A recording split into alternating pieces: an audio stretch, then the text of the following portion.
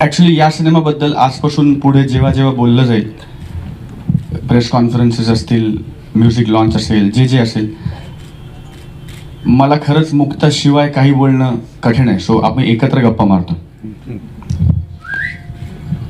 Hello, मस्त वाटतंय. भारी वाटतंय, बाप वाटतंय. अजून काय काय वाटतंय? दर्जा वाटतंय, एक नंबर वाटतंय. खूप खूप खूप आभार तुमच्या सगळ्यांचे.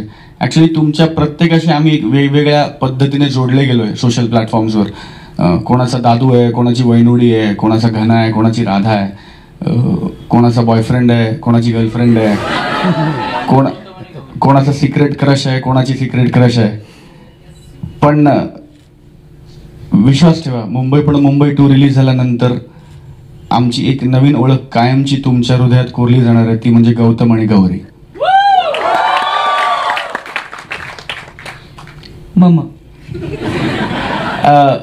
मनापासून सांगतो, सतीश, संजय सर, अमित सर सगळे इकडे आहेत म्हणून सांगत नाही, पण हा सिनेमा आम्ही खरंच सिनेमासारखा बनवला नाहीये.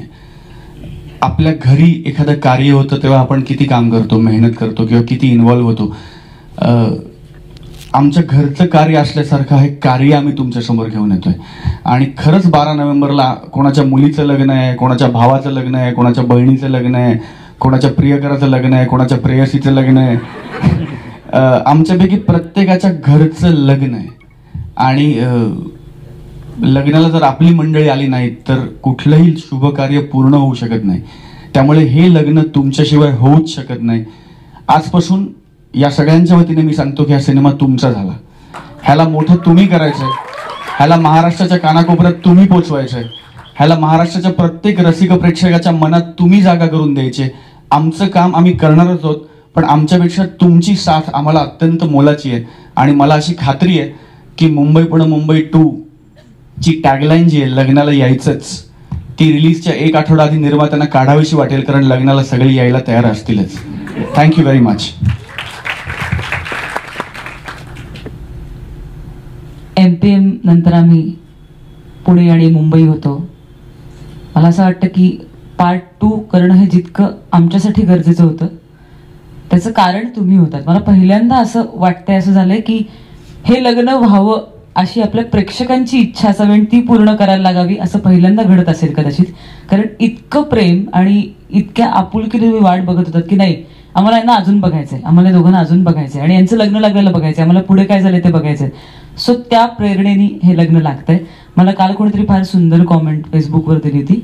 मी विचारलं की उद्या कोण कोण येणार आहे, तर आजच सकाळी. तर मला कोणीतरी म्हटलं की लग्नाआधीची हळद असते ना, तसं वाटतंय आज आम्ही हळदीला तर येणारच आहोत. सो हे सगळं जे आम्ही म्हणतोय की घरचं लग्न आहे किंवा हे तुम्ही आधीच ठरवलं, याचा मला खूप जास्त आनंद होतोय की प्रेक्षकांना मनातनं वाटतंय की हा सिनेमा यावा, ही पात्र पुढे कुठे जात आहेत ते बघावं आणि ते आपल्या घरचं कार्य आहे असं मनापासून वाटावं. इतकं ते तिथेच गेलंय खरं तर. त्यामुळे आता फक्त 12 नोव्हेंबरला तो सिनेमा बघण्याची तुम्ही वाट बघताय, बाकी तर तुमच्यापर्यंत आधीच पोहोचलाय. मला फार उत्सुकता आहे पहिला शो माझ्या अशाच ऑडियन्स बरोबर बसून बघायची. म्हणजे हा एफर्ट मला इतका आवडला की अदरवाईज आम्ही मित्रमैत्रिणी, सेलिब्रिटी शो हे ते होत राहतं, पण ज्यांनी आमच्यावर खरं प्रेम केलं आणि ज्यांना खरंच मनापासून हे बघायचं असतं त्यांच्याबरोबर बसून हे कौतुक बघणं या इतका आनंदाचा दुसरा क्षण नाही तुम्हाला सांगतो. इतकं छान वाटतंय. आम्ही मागे बसलोय, ट्रेलर संपलं तुम्ही उभं राहून टाळ्या वाजवल्यात, इतक्या जोरात टाळ्या वाजल्या. असं वाटलं की हा बरं झालंय, सगळे कष्ट सगळ्या टीमनी घेतले, बरं झालंय सतीशला वाटलं सिनेमा बनवा, बरं झालं निर्मात्यांना वाटलं की यात पैसा घालावा, बरं झालं सगळ्यांनी छान म्युझिक केलं, बरं झालं बरं झालं बरं झालं बरं झालं बरं झालं हा सिनेमा बनला, कारण आज टाळ्या ऐकायला मिळाल्या. सो 12 नोव्हेंबरची वाट बघूया, तुमच्याबरोबर मीही वाट बघते. असंच प्रेम करत राहा, आम्ही असंच काम करत राहू. Thank you so much.